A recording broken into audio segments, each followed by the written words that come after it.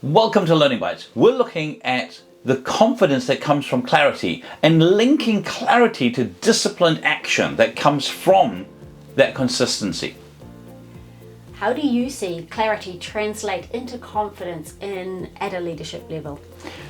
I think for me, one of the things that really highlighted confidence and clarity being strongly and closely joined at a leadership level came when I studied the Google Project Aristotle, and they identified that high-performing teams had 5 essential things, and the middle of those was that a team that was going to be high-performing needed clarity and structure. If they had that then brought confidence. And so leadership that can bring clarity and let people know where they stand in the team and what's expected of them in their role, it gives people the confidence to move forward in the understanding of that expectation. What kind of confidence lasts when conditions tighten? The type of confidence that lasts when conditions tighten is the confidence that comes from internally. A lot of people say, I want to have more confidence, but many of us know what we look like when we're confident. If you say to somebody, stand up, stand to praise, they'll tend to drop their shoulders and drop their head. If you say stand confident, they put their shoulders back, put their head up. We know what we look like when we're confident.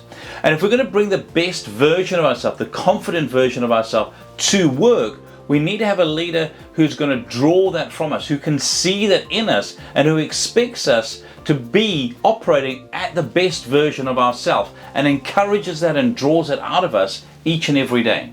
So then building confidence in each of your team members as a leader, the best way to do this would be what? For me, one of the things I like to do is to get people to understand that the confidence is something they can have within them if they understand what they look like when they're confident in terms of their state, how they hold themselves. I also encourage leaders to sit down with their team and ask their team to articulate what are they like when they're operating at the best version of themselves.